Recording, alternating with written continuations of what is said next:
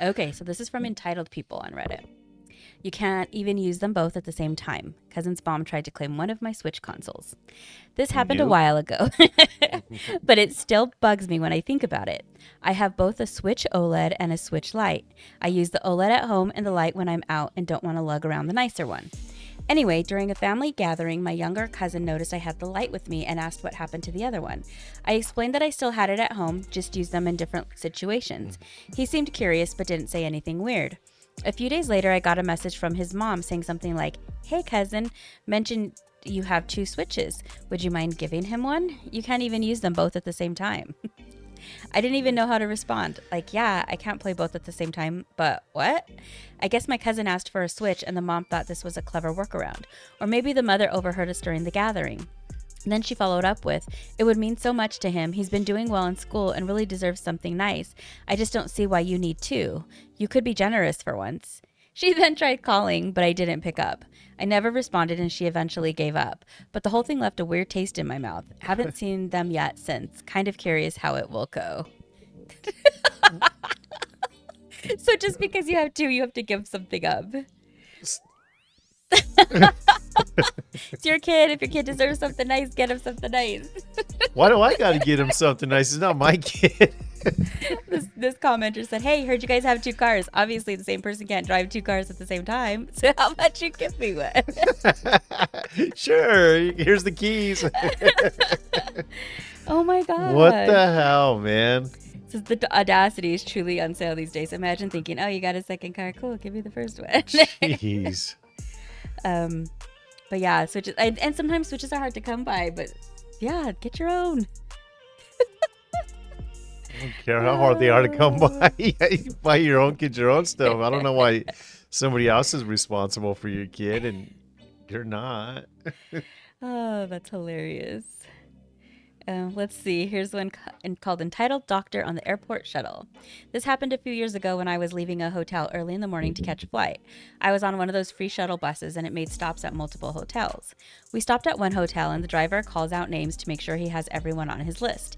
He called out they gave a fake name, Adam Harris, about 3 times with no response. Hops off the shuttle to check with the people standing outside and then reboards. He was about to shut the door when this old guy at the back of the bus piped up, "Are you looking for a Dr. Adam Harris? Because that is my name. Use it." I say this as someone with a PhD who doesn't give a crap if someone uses my title, mispronounces my name, or whatever, especially when it's 5 in the morning and we all just want to get Who to the cares? It's 5 o'clock. The fact that he let him keep yelling and asking, get down off of the bus and look for people outside, and then he's on it the whole time. The hell's wrong with people, man? This comment says, "There was a doctor at a party and insisted I call him Dr. Sam. I told him he can call me Master, my name, since I have a master's degree. He was not happy Hey, with it's that only fair, right? and refused and didn't speak to me the rest of the night." It's good for the goose, ain't good for the gander. Huh? That's so funny. This person bought a fake lord title. You know, the one where you buy a small bit of land and you get the title? Yeah. Let's see. That's hilarious. I would definitely make people call me Lady. Lady Denise. Oh, it's so funny. How do you feel about these entitled people? I think they're nuts. Hey, that's my opinion, okay? It's amazing to me. Yeah. Sometimes, like how people are so. It's kind of like when you look at those Karens, right? You can't even like fathom why what they're thinking at the time that they're doing the things that they're doing.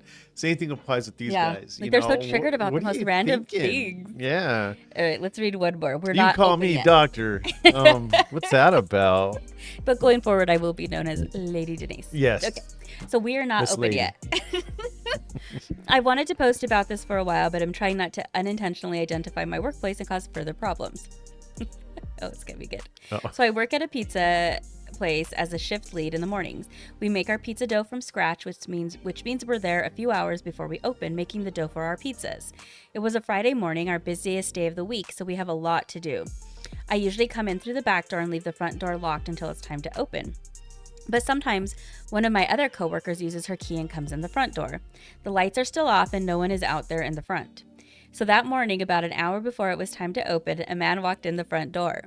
One of the workers went up to tell him that we were closed, and I followed. I told the man we would be open in 1 hour. He said he just wanted to talk to a manager, which means me.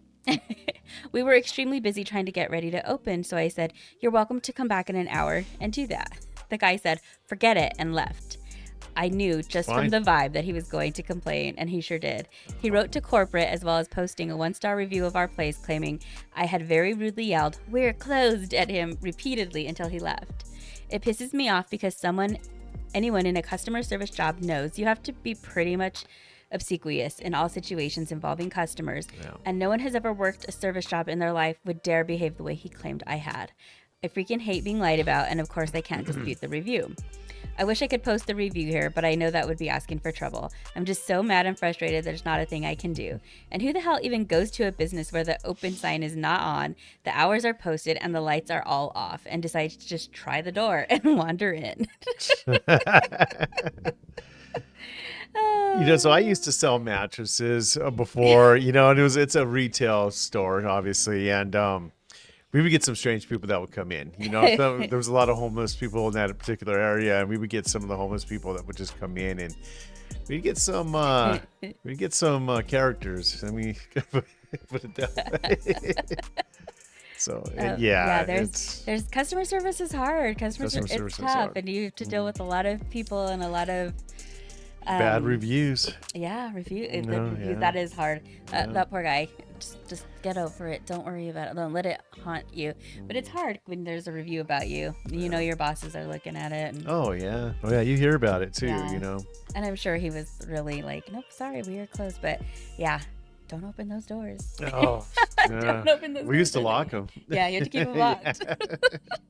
All right, guys. Well, thanks for joining us just to read about a couple entitled people. I hope you guys enjoyed. And if you guys have any stories about entitled people, be sure to share your stories with us. We'd love to hear about it and let us know and laugh about it with you guys. Somebody who wanted to be called doctor or lady. I really dig Lady Denise. Hey, Bye. Later, guys.